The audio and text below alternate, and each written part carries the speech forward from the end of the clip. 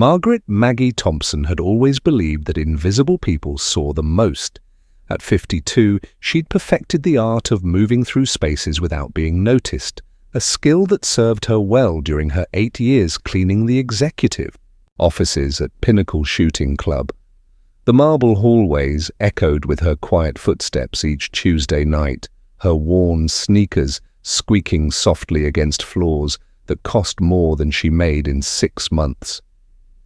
Pinnacle wasn't just any gun range. Nestled in the rolling hills outside Richmond, Virginia, it catered to politicians, defense contractors, and old money families who treated marksmanship as both sport and status symbol. The membership fee alone, $15,000 annually, represented more money than Maggie had ever seen in one place. But she'd never felt bitter about it. Everyone had their place in the world, her late mother used to say, and Maggie's was to work hard, keep her head down, and provide for her 19-year-old daughter, Sarah. Tonight felt different, though. The usual Tuesday evening crowd had dispersed, earlier than normal, leaving an unsettling quiet that made every sound seem amplified. As Maggie pushed her cleaning cart down the hallway, she noticed several black SUVs still parked outside, vehicles she didn't recognize from the regular membership roster. Their presence left her with an odd feeling of unease that she couldn't quite shake. The club's members barely acknowledged her existence, which suited Maggie fine. She preferred the quiet dignity of honest work to the empty conversations she sometimes overheard about golf handicaps and stock portfolios. After losing her husband Jack 5 years ago in what the military called an equipment malfunction during his deployment in Afghanistan, she'd learned to find comfort in routine and solitude. As she approached the executive conference room, muffled voices drifted through the heavy oak door. This wasn't unusual. Club business often ran late into the evening, but something about the tone caught her attention. There was an urgency, an anger that cut through the typical measured discussions she was accustomed to overhearing. Maggie had learned long ago that the best cleaning staff were the ones who heard nothing and saw nothing. It was a survival skill in her line of work.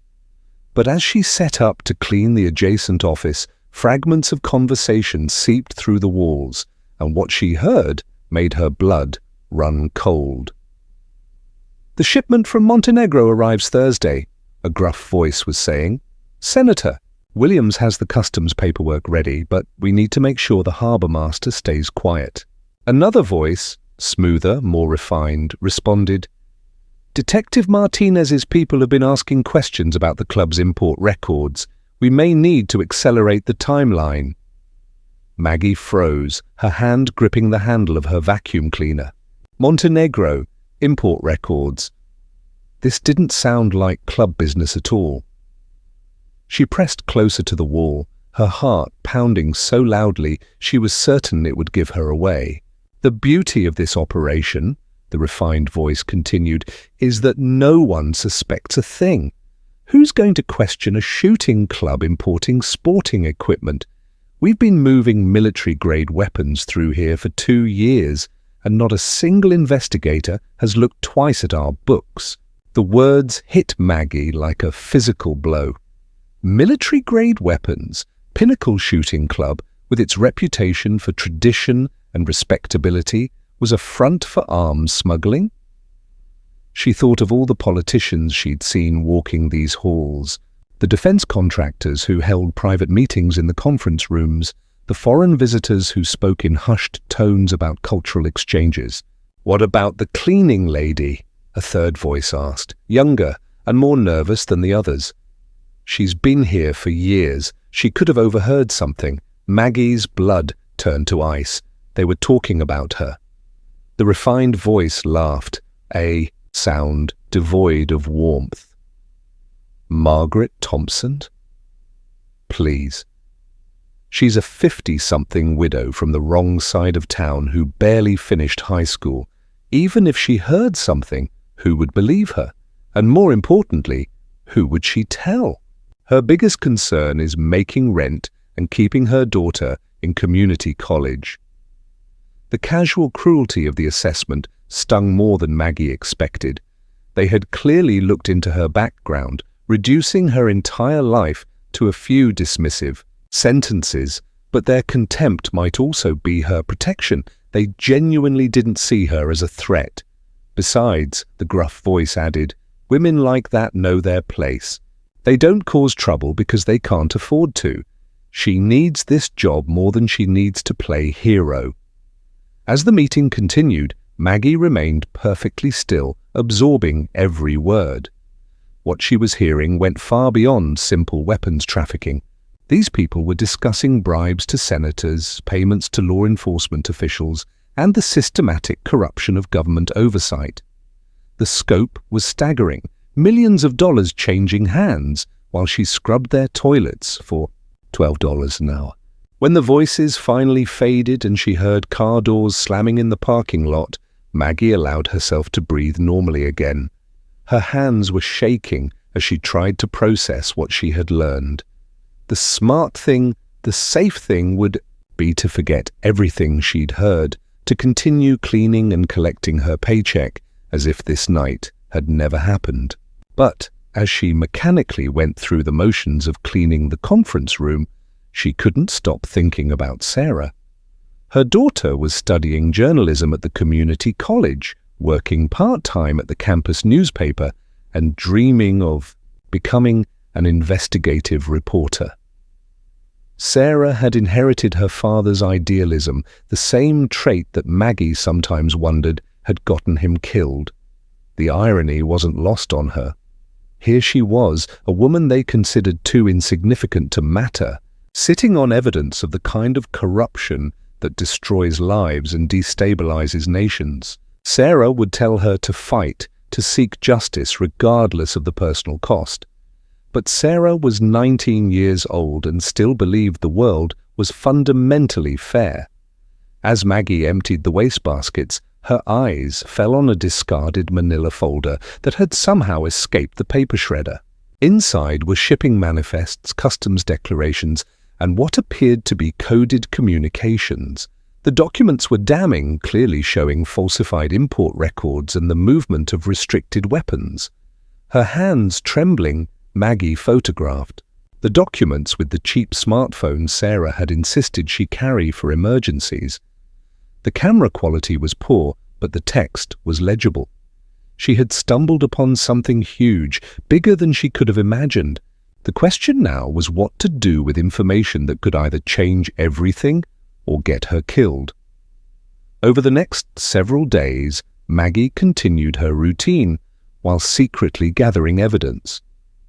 She arrived early and stayed late, using her master keys to access offices that painted an increasingly disturbing picture. The conspiracy reached deep into state government, with judges, prosecutors, and law enforcement officials all receiving payments to look the other way. The breakthrough came when she overheard a phone conversation in club manager Gregory Patterson's office. Patterson, the owner of that refined voice from her first night of discovery, was speaking to someone about eliminating what he called a persistent problem in the state attorney general's office. Detective Martinez keeps asking questions about unusual financial activity, Patterson was saying. We can't keep buying people off forever. Sometimes you have to send a stronger message. Make it look like an accident, but make sure word gets around that curiosity can be dangerous. Maggie realized they were planning to murder a police detective, and she finally understood the full scope of what she was dealing with. These weren't just white-collar criminals. They were killers who had probably been responsible for other accidents over the years. That night, she made a decision that would change everything. She couldn't go to local authorities because she didn't know who to trust, but she could warn Detective Martinez directly. Finding him proved easier than expected. He was investigating a high-profile corruption case and had been in the news frequently. When Maggie called the police station and mentioned Montenegro's shipping records, she was transferred immediately. Martinez agreed to meet her at a diner on the outskirts of town, a location she chose because it was far from the club and its usual haunts. Detective Carlos Martinez was younger than she'd expected, probably in his early 30s, with tired eyes that suggested he'd seen too much corruption for his age.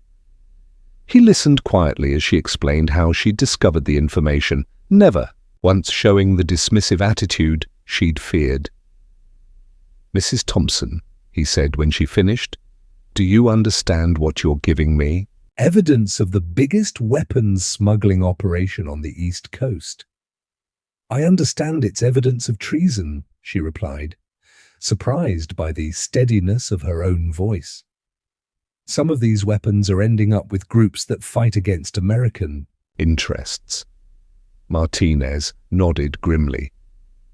"Senator Williams and his co-conspirators aren't just breaking the law, they're betraying their country for profit." He studied the documents she'd provided. "What happens now?" Maggie asked. "Now you go home and pretend this conversation never happened. Don't change your routine at the club, don't act suspicious, and don't tell anyone what you've done. I'm going to need time to verify this information and build a case with federal authorities." "What about my safety?" Maggie asked. "They've killed people before." "I know," Martinez said grimly. "That's why this has to be handled very carefully." "But Mrs. Thompson, what you've done here takes extraordinary courage." "My husband died trying to expose corruption," she said simply. "I couldn't walk away." Over the following weeks, Maggie watched as subtle changes rippled through the club.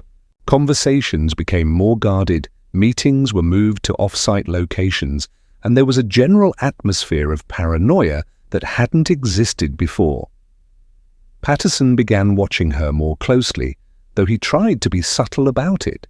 The situation escalated when news broke that a federal grand jury was being convened to investigate illegal weapons trafficking. While no names were initially released, word spread quickly through the networks of power that connected the club's membership. Maggie was cleaning Patterson's office when she found him poring over employee files, including hers. When their eyes met, his expression was cold and calculating. "Margaret," he said with false warmth, "how long have you been working here again?" "8 years, Mr. Patterson," she replied, forcing her voice to remain steady. "8 years," he repeated thoughtfully. "You've seen a lot of changes in that time, heard a lot of conversations." The threat was subtle but unmistakable. Maggie felt the walls closing in around her, but she managed to maintain her composure. "I just clean, sir. I don't pay attention to business matters." Patterson smiled, but it didn't reach his eyes. "Of course not. That's what makes you so valuable, Margaret. Your discretion." As she left his office, Maggie knew her time was running out. The net was closing, and soon they would connect her to the leak that was threatening to bring down their entire operation. The pressure intensified when Maggie arrived at work the following Tuesday to find Patterson waiting in the hallway with 2 men she didn't recognize. Their expensive suits couldn't hide the violence that lurked just beneath the surface.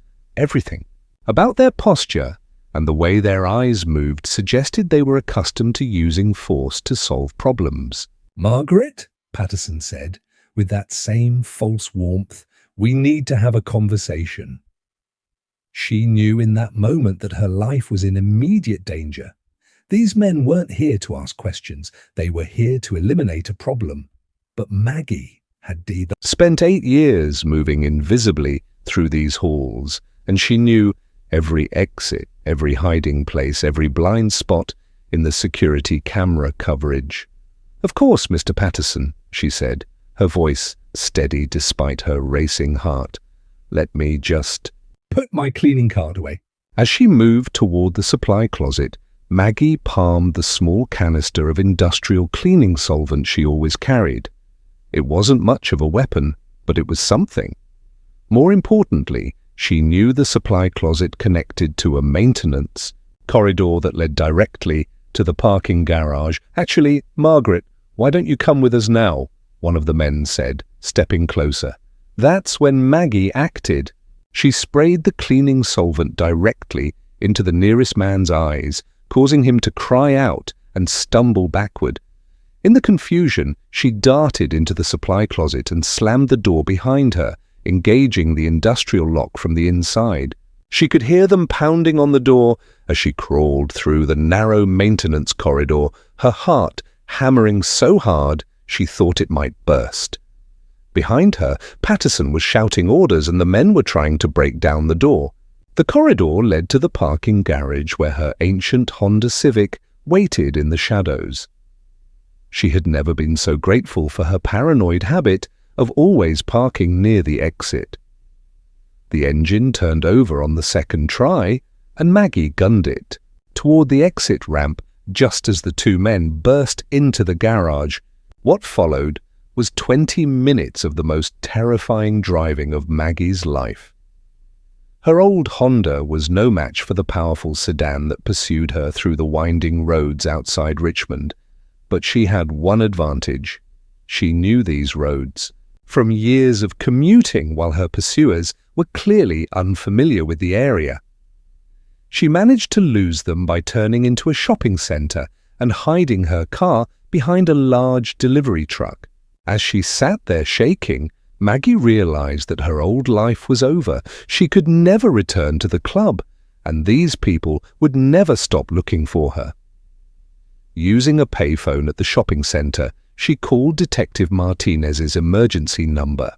Within an hour, she was in federal protective custody, her testimony now the cornerstone of what would become the largest weapons trafficking case in Virginia history. The safe house was a modest apartment in a suburban complex 40 miles from Richmond. For the first time in weeks, Maggie felt like she could breathe normally. Agent Rebecca Foster, the FBI handler assigned to her case, explained what would happen next. "The grand jury will hear your testimony next week," Foster said. "Based on the evidence you've provided and Detective Martinez's corroborating investigation, we expect to secure indictments against 14 individuals, including Senator Williams." "What about my daughter?" Maggie asked. "She doesn't know any of this yet." "We'll bring Sarah into protective custody before the indictments are unsealed," Foster assured her. "Her safety is our priority too." That evening, when Sarah arrived at the safe house escorted by 2 federal agents, the reunion was emotional. Sarah had been told only that her mother was helping with a federal investigation and that both their lives might be in danger. "Mum, what have you gotten yourself into?" Sarah asked, though her tone was more concerned than accusatory.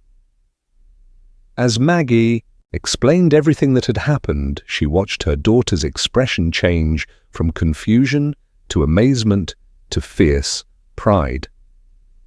This was the daughter of a woman who had found the courage to stand up to some of the most powerful people in the state. "Dad would be so proud," Sarah said finally. "He always said ordinary people had to be willing to do extraordinary things to keep democracy alive." "I'm not extraordinary," Maggie protested. "I'm just a cleaning lady who happened to be in the wrong place at the right time." "No, Mom," Sarah said firmly. "You're exactly the right person who was in exactly the right place when it mattered most." The federal investigation moved swiftly once Maggie's testimony provided the roadmap. FBI agents raided Pinnacle Shooting Club at dawn on a Thursday morning, seizing computers, financial records, and a warehouse full of weapons that were supposed to be sporting goods. The raids were coordinated with similar operations in 3 other states, revealing the scope of the smuggling network.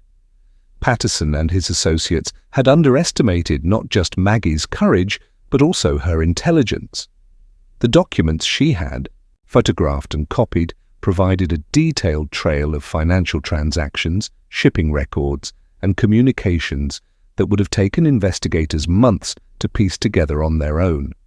Senator Richard Williams was arrested at his Georgetown townhouse as he prepared to leave for what his staff thought was a routine committee hearing. The charges against him included weapons trafficking, bribery, conspiracy, and violations of the Foreign Corrupt Practices Act. The man who had dismissed Maggie as an uneducated nobody now faced spending the rest of his life in federal prison. The media attention was immediate and intense. "Cleaning Lady Exposes Senate Corruption" became the headline that defined the story, though Maggie found the characterization both accurate and somehow diminishing. She was indeed a cleaning lady, but she was also a citizen who had recognized her responsibility to act when she witnessed criminal behavior. Agent Foster prepared her for the inevitable media scrutiny. "They're going to want to interview you," she warned. "Some will try to make you into a hero, others will try to dismiss you as someone who didn't understand what she was witnessing. Stay focused on the facts and remember that your testimony speaks for itself." The first interview, with a veteran reporter from the Washington Post, set the tone for how Maggie would handle the attention. When the reporter suggested that she might not have fully grasped the complexity of what she had overheard, Maggie's response was calm but firm.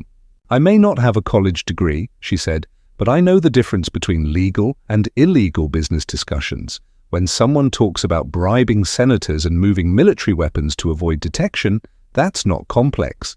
That's criminal." The story resonated far beyond Virginia. Here was a working-class woman who had risked everything to expose corruption at the highest levels of government. She hadn't done it for money or fame, she had done it because it was right. Her courage in the face of overwhelming odds struck a chord with people across the country who felt powerless against systemic corruption. Meanwhile, the legal case was building momentum. Prosecutor Janet Morrison, the federal attorney handling the case, met with Maggie to prepare her for what would likely be months of testimony and cross-examination. "The defense attorneys will try to discredit you," Morrison warned. "They'll focus on your education, your background, anything they can, use to suggest you misunderstood what you heard or that you're motivated by money or revenge." "Let them try," Maggie said. "I know what I heard, I know what I saw, and I have the evidence to prove it." The evidence was indeed overwhelming. In addition to Maggie's testimony and the documents she had gathered, the FBI investigation had uncovered bank records showing millions of dollars in payments to government officials, intercepted communications discussing the logistics of the smuggling operation, and physical evidence of weapons that had been illegally imported and distributed. Detective Martinez, who had become something of a local hero for his role in the investigation, visited Maggie at the safe house to update her on the case's progress. 14 people indicted so far, with more expected, he reported. "The weapons we've seized were destined for conflicts in 3 different countries where American interests were directly threatened. You didn't just expose corruption, you probably saved lives. I keep thinking about all the people who must have known something was wrong but didn't speak up," Maggie reflected. "How many others saw pieces of this and chose to look the other way?" "That's what makes what you did so important," Martinez replied. "In a system where everyone assumes someone else will take responsibility, it only takes one person willing to act to change everything." As the trial date approached, Maggie found herself thinking more about the broader implications of her experience. The weapons trafficking ring hadn't operated in isolation. It had required the cooperation or willful blindness of dozens of people in positions of authority.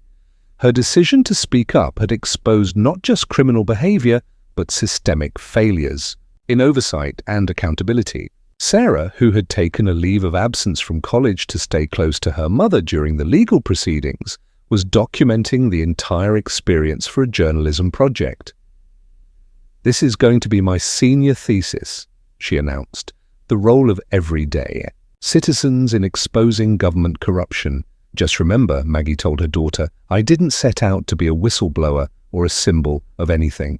I was just a woman doing her job who happened to overhear something terrible and decided she couldn't stay silent."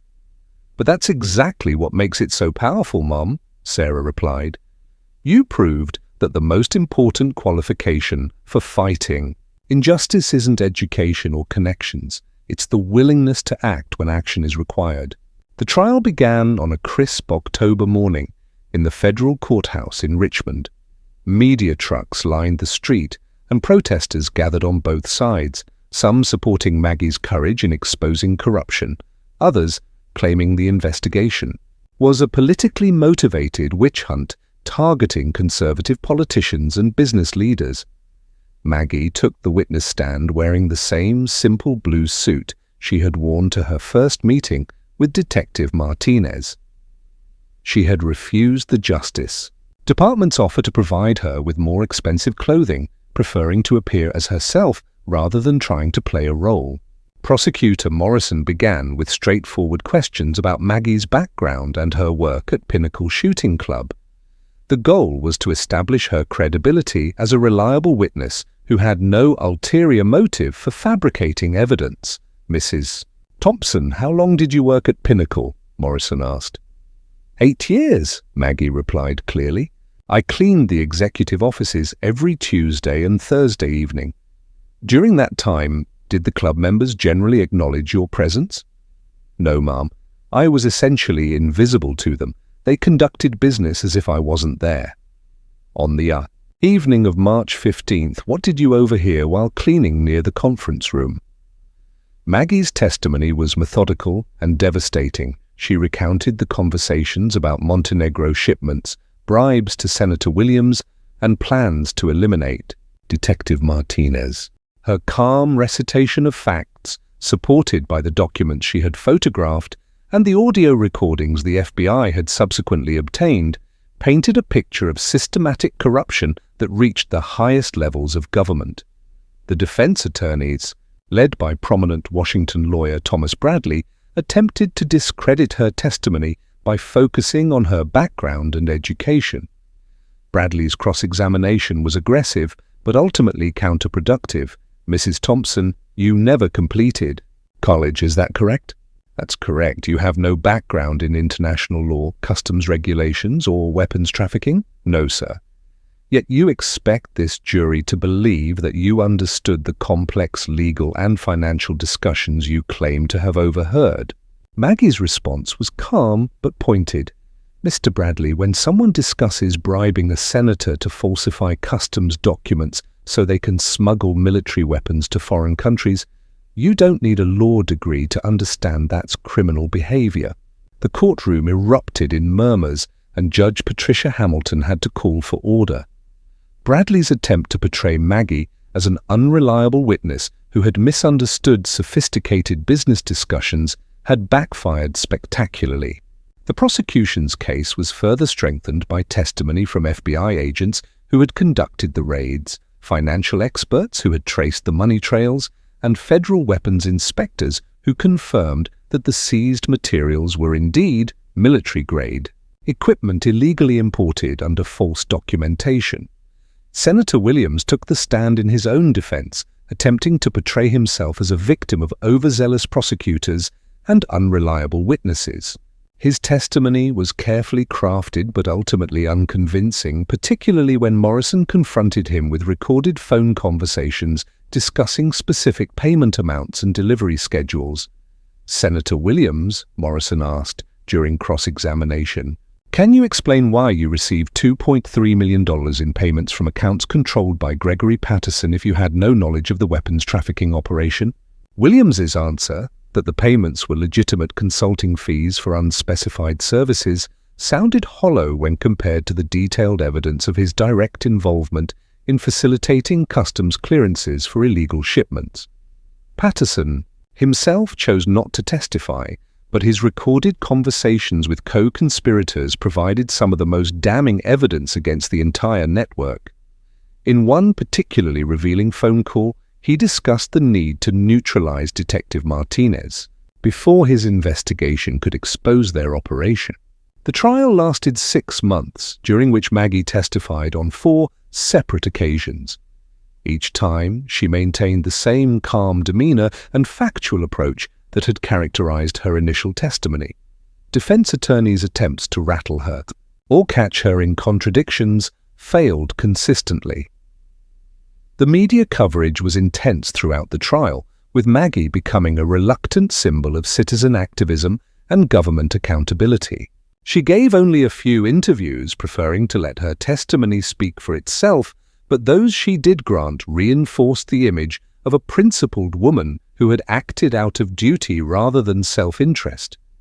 The most powerful moment of the trial came during Maggie's final testimony, when Morrison asked her to explain why she had decided to come forward despite the obvious risks. "I lost my husband to what I believe was corruption in military contracting," Maggie said. "He tried to report irregularities and died in what was called an equipment failure. When I heard these people discussing the same kind of corruption that destroys lives and betrays our country, I couldn't stay silent. Someone had to speak up. Even knowing it might cost you everything?" "Especially knowing that," Maggie replied. "If people like me don't stand up to people like them, who will?" The jury deliberated for 3 days before returning guilty verdicts on all major charges against all defendants. Senator Williams was convicted of weapons trafficking, bribery, and conspiracy.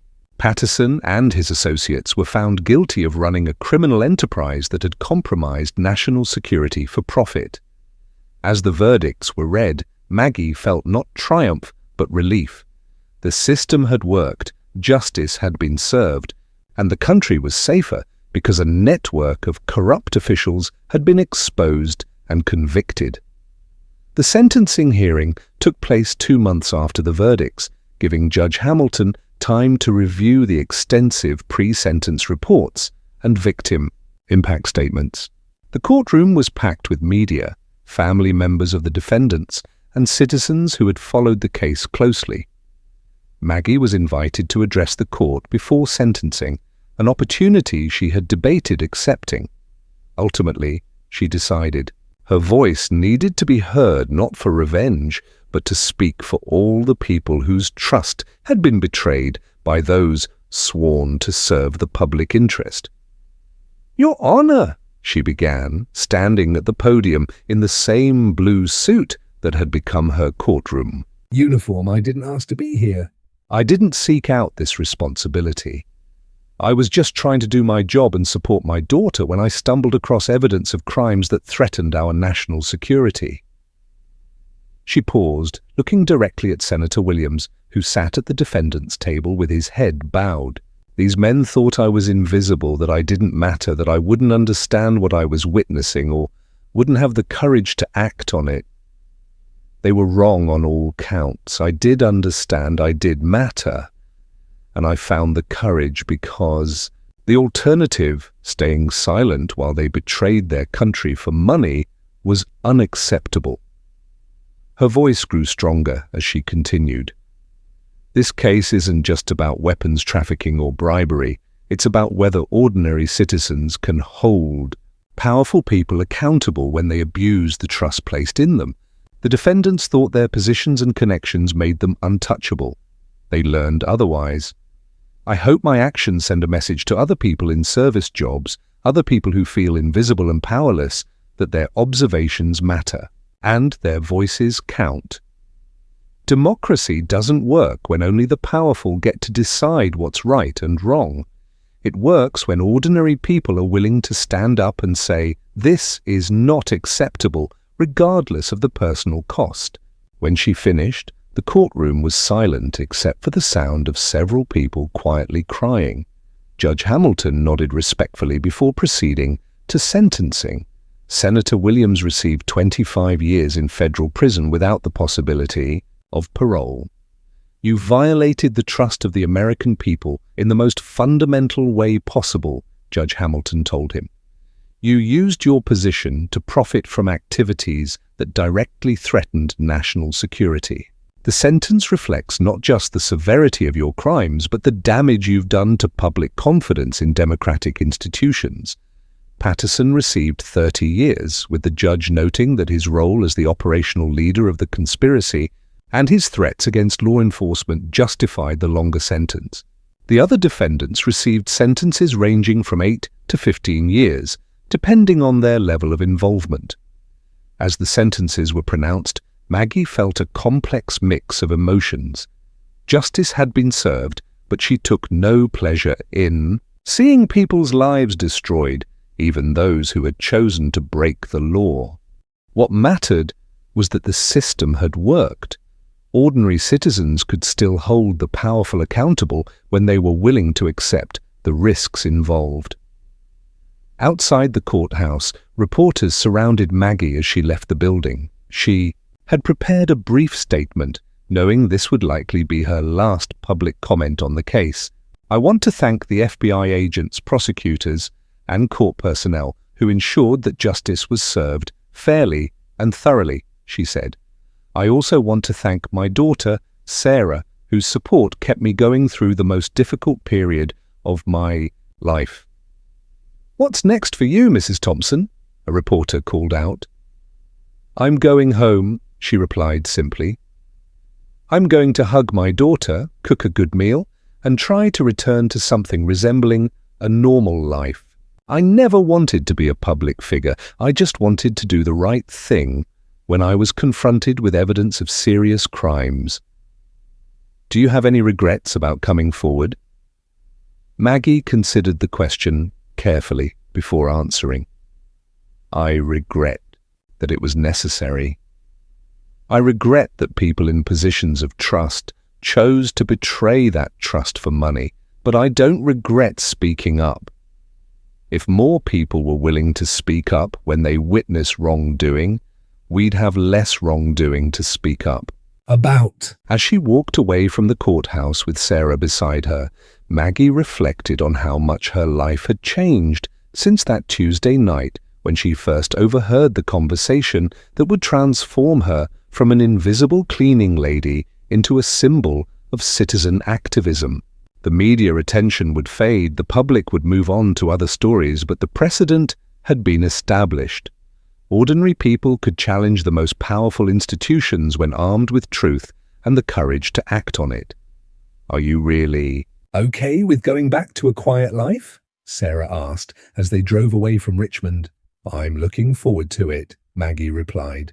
But I've learned something important about myself and about our country. I've learned that the most dangerous person to a corrupt system isn't necessarily the most educated or the most connected. Sometimes it's just someone with nothing to lose and everything to gain by telling the truth."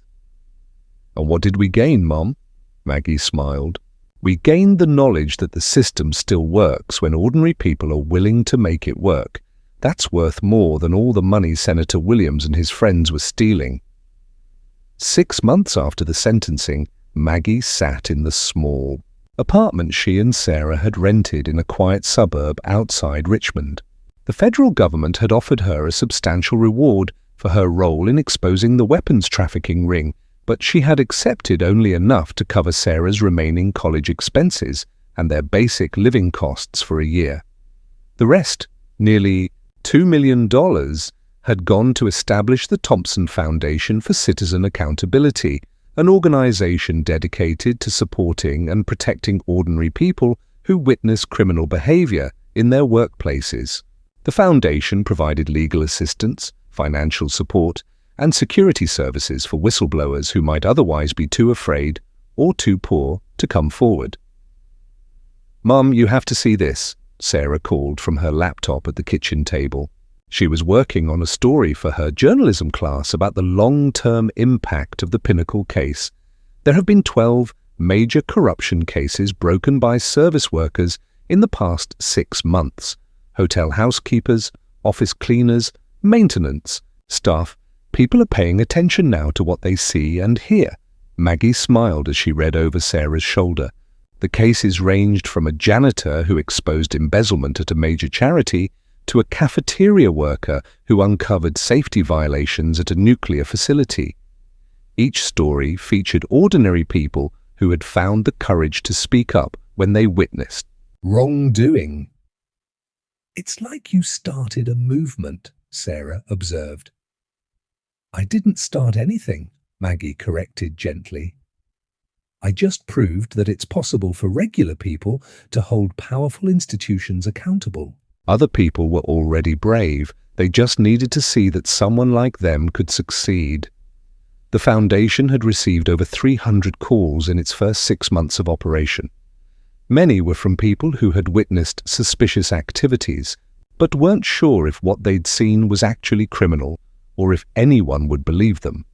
The Foundation's staff, which included former FBI agents, prosecutors, and legal aid attorneys, helped callers evaluate their situations and connect them with appropriate authorities when warranted. Not every call led to a major investigation, but several had resulted in significant cases. The Foundation's first major success involved a security guard at a pharmaceutical company who had noticed unusual shipments of controlled substances.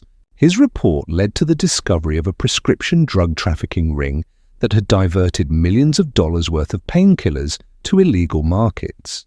"The most important thing we do," Maggie explained to a reporter who was writing a follow-up story on the Foundation's work, "is show people that their observations matter. Too many people convince themselves that they must be wrong, or that someone else will report what they've seen, or that no one would believe them anyway. We help them understand that they might be the only person in a position to expose serious crimes." The Foundation also worked to change laws and policies that made it difficult for working-class whistleblowers to come forward. Maggie testified before Congress about the need for stronger protections for people who report criminal behavior, emphasizing that most potential whistleblowers couldn't afford to lose their jobs or face retaliation. The current system assumes that people who witness wrongdoing have the financial resources to survive months or years of legal battles, she told the Senate Judiciary Committee. Most working people can't afford that risk, so they stay silent even when they've seen evidence of serious crimes. We need to change that. Her testimony helped lead to the passage of the Citizen Accountability Protection Act, which provided financial support and job protection for people who reported criminal behavior in good faith. The law also established federal funding for organizations, like the Thompson Foundation, that supported whistleblowers. Perhaps the most personally satisfying aspect of her new role was mentoring other people who found themselves in situations similar to what she had experienced. Maggie received dozens of calls each month from people who had stumbled across evidence of wrongdoing and didn't know what to do with it. Her advice was always the same: trust your instincts, document everything safely, and remember that your perspective matters. She had learned that criminals often became careless around people they considered insignificant, and that carelessness was frequently their downfall. One particularly memorable case involved Linda Peterson, a 58-year-old office cleaner who discovered that a prominent medical research facility was conducting illegal human experiments. The doctors had discussed their work openly in front of Linda, assuming she wouldn't understand the medical terminology or recognize the significance of what she was hearing. But Linda had worked in medical facilities for 20 years and had absorbed more knowledge about healthcare than most people realized. When she heard the doctors discussing procedures that violated federal research protocols, she contacted the Thompson Foundation for guidance. With the Foundation's support, Linda's evidence led to a federal investigation that shut down the illegal research program and resulted in criminal charges against 5 physicians.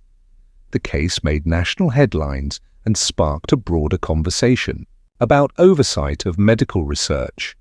Throughout the legal proceedings, Linda credited Maggie's example with giving her the courage to come forward. "I kept thinking about Mrs. Thompson and how she could have just walked away from what she heard," Linda told reporters, "but she didn't, and because of that, a lot of dangerous people went to prison. I figured if she could do it, so could I." These success stories helped establish Maggie's reputation as a leading expert on workplace-based whistleblowing, but they also attracted unwanted attention from people who wished she would disappear. Former associates of the Pinnacle conspirators who had avoided prosecution began spreading rumors about her, questioning her motives and suggesting she was profiting from her notoriety. The attacks became more personal when Senator Williams, who had been released from prison after serving 6 years of his sentence due to good behavior, began giving interviews claiming he had been framed by ambitious prosecutors using unreliable testimony from disgruntled employees. He never mentioned Maggie by name, but his descriptions of cleaning ladies with grudges made his target clear.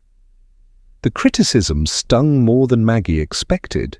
She had never sought publicity or profit from her experience, and the suggestion that she was somehow dishonest or opportunistic felt like a betrayal of everything she had sacrificed. There were moments when she wondered if she should return to a quiet life and let others carry on the fight for accountability. But those doubts always faded when she received letters from people whose lives had been changed by her example. A young security guard who had exposed fraud at a construction company, a cafeteria worker who had revealed safety violations at a chemical plant, a hotel housekeeper who had uncovered human trafficking operations. Each of these cases had been inspired by her story, and each had made the world a little bit safer. 10 years after that fateful Tuesday night at Pinnacle Shooting Club, Maggie stood before an audience of federal law enforcement officials, congressional leaders, and fellow whistleblowers at a ceremony honoring the anniversary of the Citizenry Accountability Protection Act. At 62, she had become something she never expected to be, a symbol of how ordinary people could hold extraordinary institutions accountable. The ceremony was held at the Justice Department, in the same building where she had first given her formal testimony against Senator Williams and his co-conspirators. As she looked out at the audience, Maggie reflected on how much had changed since she was just a cleaning lady who emptied trash cans and tried to remain invisible. 10 years ago, I was considered invisible, she began her speech. People like the ones I worked for saw me as part of the furniture, useful but not worth noticing. That invisibility was supposed to be my limitation, but it became my strength. She paused, looking out at faces that now included FBI directors, federal prosecutors, and congressional leaders, people who valued her insights and sought her advice. The most important thing I've learned is that democracy depends on ordinary people being willing to do extraordinary things, not because we're heroes, but because we're citizens. And citizenship isn't a passive role, it's an active responsibility. The ceremony marked the release of a comprehensive study showing that workplace-based whistleblowing had increased by 400% in the decade since the Pinnacle case. More importantly, the study found that 78% of these cases had resulted in successful prosecutions or significant policy changes. The Thompson Foundation alone had supported 847 whistleblowers, leading to 312 criminal convictions and the recovery of over $2.8 billion in stolen or misappropriated funds. After the ceremony, Sarah, now an accomplished investigative journalist who had won 2 Pulitzer Prizes for her reporting on government corruption, approached her mother with tears in her eyes. "Dad would be so proud," she said. "He always believed that one person could make a difference, and you've proven him right hundreds of times over." That evening, as Maggie reflected on the journey that had brought her from a cleaning cart to the podium at the Justice Department, she thought about all the women still working invisible jobs in offices and buildings across the country. They were emptying trash cans, mopping floors, and cleaning windows while powerful people around them conducted business, never imagining that the help might be listening, understanding, and perhaps, someday, finding the courage to act. Her story had proven that in America, the most dangerous person to a corrupt system might not be a federal agent or an investigative reporter. It might be a woman with a mop and bucket who knows right from wrong and isn't afraid to act on that. Knowledge. Margaret Thompson had started as a simple cleaning lady who found a secret, but she had become something much more important, a reminder that in a democracy, everyone's voice matters, and sometimes the quietest voices carry the loudest truths. The impact of her courage continued to ripple outward, inspiring others to step out of the shadows and into the light. In hotels and office buildings, hospitals and government facilities, ordinary people continued the work she had started, proving that the most extraordinary acts of bravery often come from the most ordinary places. As she prepared for bed in her modest apartment, Maggie smiled at a framed photo on her nightstand. It showed her with Linda Peterson, the medical facility cleaner whose courage had exposed illegal human experiments, and Maria Santos, a hotel housekeeper who had uncovered a money laundering operation. 3 women from working-class backgrounds who had changed the world by refusing to stay silent when silence meant complicity. Tomorrow would bring new calls to the foundation, new people who had witnessed wrongdoing and needed guidance on what to do with dangerous knowledge. The cycle would continue as long as there were people willing to step forward when justice demanded it. Maggie's legacy wasn't just the criminals she had helped convict or the foundation she had built. It was the knowledge that in America, the most powerful force for change often came from the most unexpected places, wielded by the most unlikely heroes who simply refused to stay silent when their conscience called them to act. Somewhere in America, another cleaning lady was walking down another hallway, unknowingly carrying the power to change the world. The question wasn't whether she would find the courage to use it. Maggie's story had shown that ordinary people possessed extraordinary courage when the moment demanded it. The question was whether the rest of us would be ready to listen when she found her voice. The woman who had once been invisible had become unforgettable, proving that sometimes the most important witness is the one nobody thought was watching. And in a democracy, that might be the most important lesson of all. If you enjoyed this story, don't forget to hit the subscribe button and become a part of our Everyday Life Stories community. Where are you watching from? Drop a comment below. We love hearing from our amazing viewers around the world.